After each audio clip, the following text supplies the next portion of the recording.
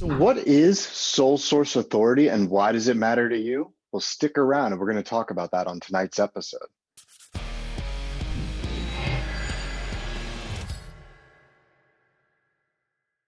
But first, good evening, Agile acquisition enthusiasts. Welcome back to the Underground Digital Tiki Bar. It's Friday night, and that means it's time for another episode of Agile Acquisitions and Alcohol.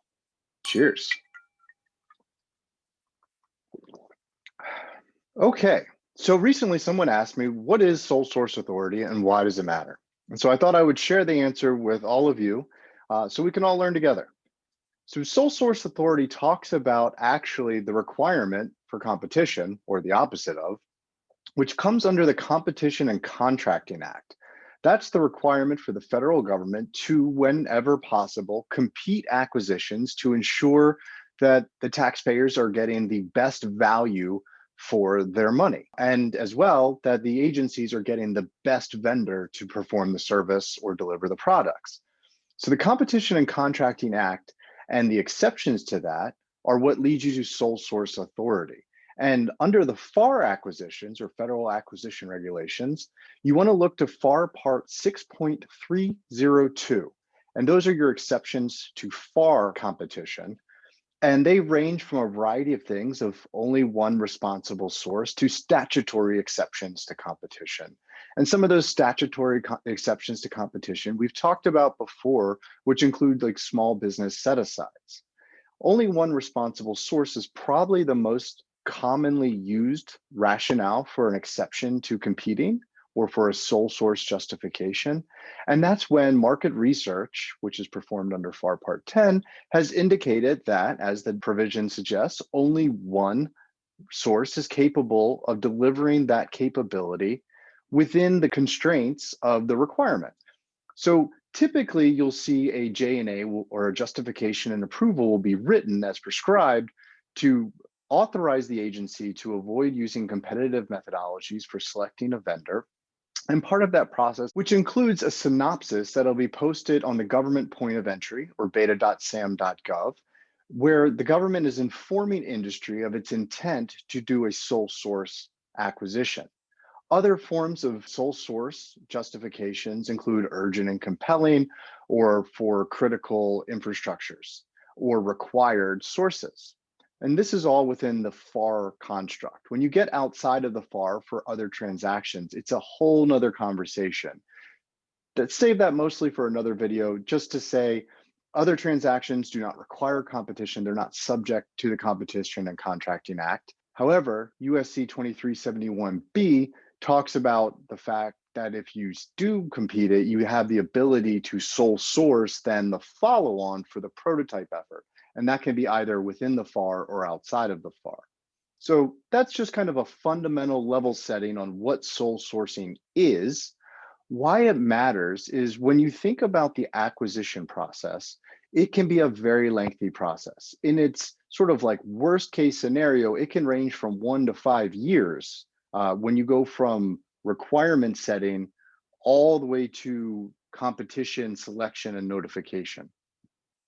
Now, we have a lot of modern innovative approaches that have taken hold in various areas of the government, but even in the best case scenarios, most of the time, you're looking at a couple of months at least to move through the acquisition process. That's not terrible, and there's something to be said about operational patience and due diligence and finding the best vendor. But in scenarios where getting a vendor on contract quickly is in the best interest of the government, sole source methodologies allow the government to move very quickly. It's also a method which allows for what I call alpha negotiations. Because there is only one vendor, you have the ability to enter into face-to-face negotiations with the government or with the vendor, depending on your perspective, and actually work through what is the best solution, what is the best method for delivery, and ultimately what is the most fair and reasonable price that can be offered and accepted by the government. From an industry perspective, sole source authority is incredibly important. It gives you a unique tool when you're talking with customers. This is outside of the I found an opportunity that's being posted and I'm going to throw my hat in the ring, and there's plenty of that out there. There are instances where you're talking to the government and there's just a right fit. The government needs that solution in its implementation or in its attempt to solve a very big problem. And maybe it needs it very quickly. This also allows industry a very unique tool in their toolbox from the standpoint of when they're having these conversations and suggesting various acquisition approaches that the government could use to work with them. Perhaps they're on a number of vehicles that have already been fairly competed. But this is yet another approach that they can offer up to government to work with them directly. And while I'm a big advocate of competition, and I think it's important in the grand scheme of things, we have to recognize and appreciate there are certainly circumstances where going directly to a vendor does offer that value that justifies doing it. A lot of times this is in early stages of adoption and moving a new vendor into a new space where they have just a unique capability that does bring that value and warrants it. And the way in which vendors can obtain these are through legitimate methodologies. So I'm not suggesting some sort of backroom dealing. You have to earn it in order to have it. And some of these approaches are becoming more and more popular. A very long-standing methodology for obtaining a sole source justification is working your way through the SBIR process. So the SBIR, the SBIR program, which I've talked about before, is a small business innovative research program. There's also the STTR program, which is a similar program, but involves working with a research institution, a university to partner with. But the point being that Congress sets money aside to spawn innovation, to get companies thinking about how to solve government problems. And this program, because Congress has put this money towards it, is not only encouraged to use that solution or those vendors, it's actually a statutory requirement to first consider companies that have worked through the SBIR or STTR program as a first source. So it actually is encouraged by statute to do this. What's interesting is that you don't actually have to go through all of the phases of the SBIR program to get the sole source justification. Once you've completed a SBIR phase 1, or actually have received the SBIR phase 1, you can now use that as a sole source justification for future work. And it's a great approach.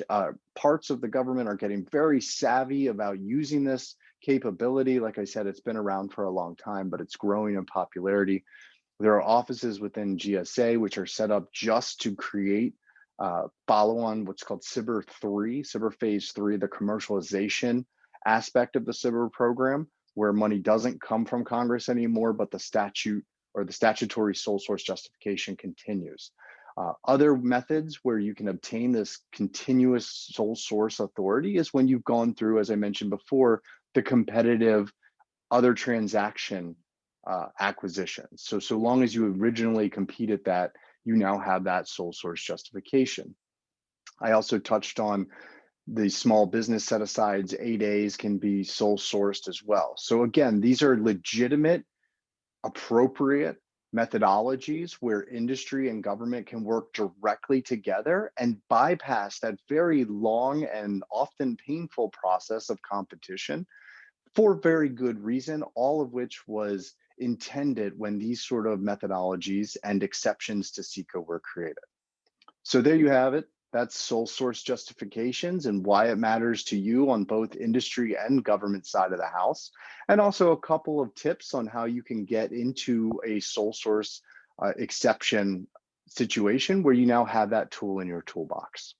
So I hope you found this useful. If you did, remember to subscribe, give me a thumbs up. If you have any questions or comments, put them down in the comment section below and I'll happily respond. And until next week, cheers.